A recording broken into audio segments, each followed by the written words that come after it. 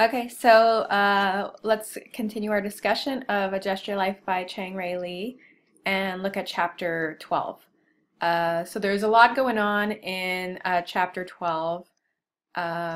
We have a lot of sort of action taking place in regards to Hada's relationship with Kote, and he'll also sort of vie um, for power over her by sort of becoming the rival of Captain Ono. So those two men will sort of compete or argue or fight or confront each other about who's in control, who's in power when it comes to the life of Kote, the comfort woman. We also have a sex scene, and I would argue that this is actually a rape scene where Hada and Kute engage in a sexual relationship. It's sort of ambiguous, I guess, the gray area, but I would say the circumstances where Kute is in a subordinated position as a comfort woman, and then Hada's position of power and the circumstances surrounding the sexual relationship make this what I would say is a rape scene. So let's get into a little bit more detail of these three important sections of chapter 12. So Kay or Kate and Hada start having these sort of long conversations. They start, getting to know one another, and he sort of grows more and more sort of in love with Kate as they sort of start imagining, the possibility of what it could be to survive this experience, and then what life might be like for them if they make it out of this circumstance alive. Um, Hada is very sort of idealistic, romantic, and maybe naive in the fact that he sort of imagines a life for them beyond the war. He imagines, reuniting with Kay and even marrying her one day. She is a lot more sort of pessimistic. She's aware that, she probably is not going to survive this circumstance. She fears her death. And Captain Ono, sorry, my cat is trying to say hello. Her Captain Ono is like a threat in the back of her mind. She thinks that he has some plans for her life, taking her life. But we get to hear her story, her circumstances that led her to being a comfort woman, and it is, a somewhat a shock to Hada to learn that she was sacrificed by her family to save her brother. So this is evidence of the kind of patriarchal, male-dominated society in which this novel is set, where we have Kute growing up in a wealthy, well-to-do Korean family. She had, she comes from a rather high upper-class family, whereas Hada came from a sort of working-class Korean family. So it sort of indicates how important or how gender plays a role in determining somebody's fate or options in life, that she is now forced to become a sexual slave, and here he is, born from a working class family, and he's given every opportunity to excel and gain power through the military. So it's somewhat unfair, and that her just based on her sex as a female, she has been cast to this horrible fate, her life as a sexual slave for the military. So the circumstances surrounding her service uh, goes back to this idea that in her family and culture, the son is more valuable than the daughter. And the fact that her father had four daughters, two of them unmarried, and her name actually means bottom or last. It's kind of a derogatory term. And these two young girls didn't mean a lot to her father, so he sort of exchanged their lives to save his sons. So rather than allow their son to be conscripted into the army, the father gives his daughters away instead of their son. So she's sacrificing her life for the safety of her brother, and she becomes, tricked into, or not, she was sort of deceived, and she ends up being, or coming to this military camp to serve as a comfort woman.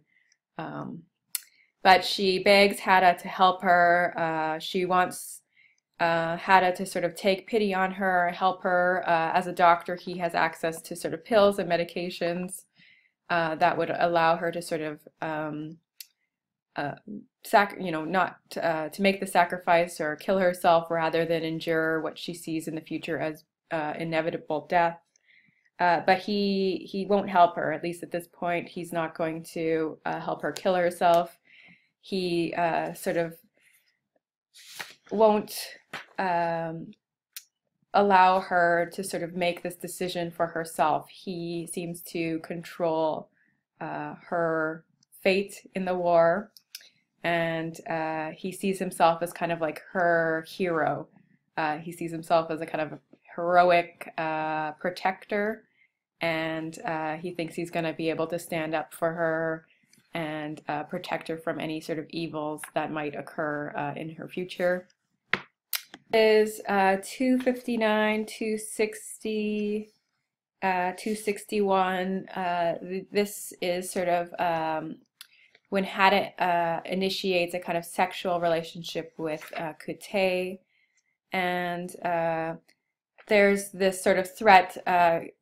Captain Ono has put out the black flag, meaning he's going to visit with Kutei that evening. So there's this sort of sense of urgency and desperation. And Hadda, he thinks he can protect Kutei from Ono or whatever else might happen to her, because he has this sort of vision of, that he's sort of the knight in shining armor, or he's going to protect her as some sort of chivalrous warrior. And he ends up sort of engaging or initiating a sexual relationship with her, and it seems, at least to me in my interpretation, that this is, a rape scene. She was on page 260, so he sort of, it's described, so tell me what you think when I'm reading this. So, she was sleeping or pretending to sleep or somehow forcing herself to, and she did not move or speak or make anything but the shallowest of breaths, even as I was casting myself upon her. So even that description, her sort of pretending to sleep, and he, the act of casting himself upon her, it sounds as if it's, a non-consensual or at least one-sided sexual relationship. And then the fact that after he leaves, she starts crying. So he hears her crying in the room when she's by herself, and he thinks she's sad because it's the end of her maidenhood, right? This idea that she has been a virgin this whole time, and he's taken her maidenhood, and it's all very sort of chaste and pure and ideal in his mind. That's sort of what he thinks, but the crying and, the fact that she's, pretending to sleep and really just can't really do anything, say no, and her position as sort of the lowest possible part of this military hierarchy as a comfort woman, she's sort of in no place to sort of say no or to reject his sexual advances. It is what I would say a rape scene. So Hadda believes that he is acting in a very sort of righteous way, that he is going to protect her, and he even sort of, he's willing to confront Captain Ono and demand that she be sort of released, or that he won't let anything bad happen to her. So he confronts his senior officer sort of is willing to fight for Kate. So he's going to um, sort of demand that he protect her, and one day he also wants to marry her. So he's very sort of possessive and sees Kate as kind of his property or his possession. So we learn that Hadda is in many regards complicit or part of this patriarchal or male-dominated culture, right? Um, he might be, you know, a nice guy, more gentle or less violent than some of the other men, have more sympathy or empathy towards the women, but at the same time, he's still a part of this patriarchal system, still complicit in, you know, upholding, you know, male dominance, and especially when it comes to the rights or autonomy or independence of a young woman to decide her own fate. He sort of sees himself as in control of the situation and of her life. So he's somewhat complicit, and you know, he's still a patriarchal figure, even though, you know, we maybe understand that he's also kind of a naive young man who's caught up in romantic kind of fantasy, that he sees himself as this knight in shining armor, a hero who's going to come rescue Kate and take her away from this horrible place and marry her, and everything will be perfect, happy ever after. So he's very sort of naive and innocent in that regard. Hadda ends up confronting Captain Ono, and he thinks he's going to sort of stand up to the captain and demand that Kate be sort of placed or protected from whatever he has planned for her.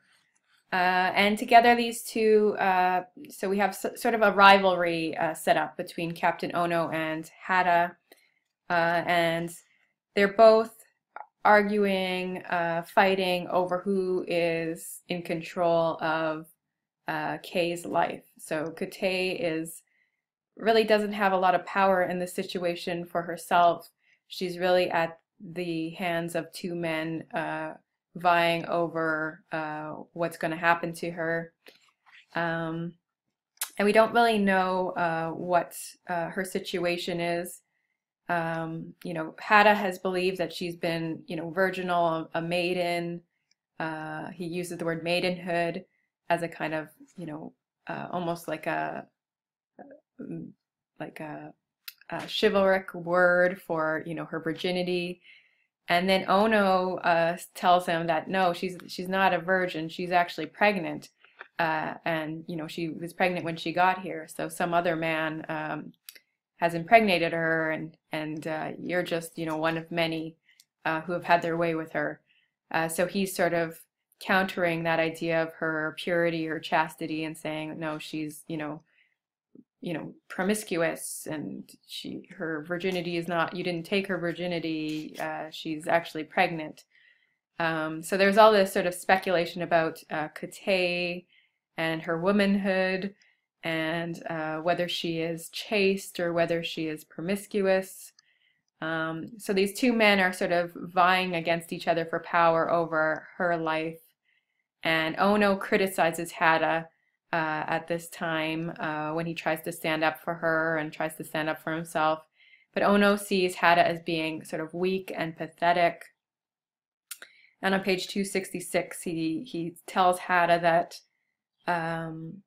you know, he says, I find myself unable to cease critiquing you. There is the germ of infirmity in you, which infects everything you touch or attempt. Besides all else, how do you think you will ever become a surgeon? A surgeon determines his course and acts. He goes to the point he has determined without any other faith and commits to an execution. You, Lieutenant, too much depend upon generous fate and gesture. There is no internal possession, no embodiment. Thus you fail in some measures always. You perennially disappoint someone like me. So he's sort of critiquing Hadda in this scene, saying that, you know, he lacks some sort of backbone, right? There's nothing in him that stands up. He has no sort of sense of determination or internal possession. So he's just not strong enough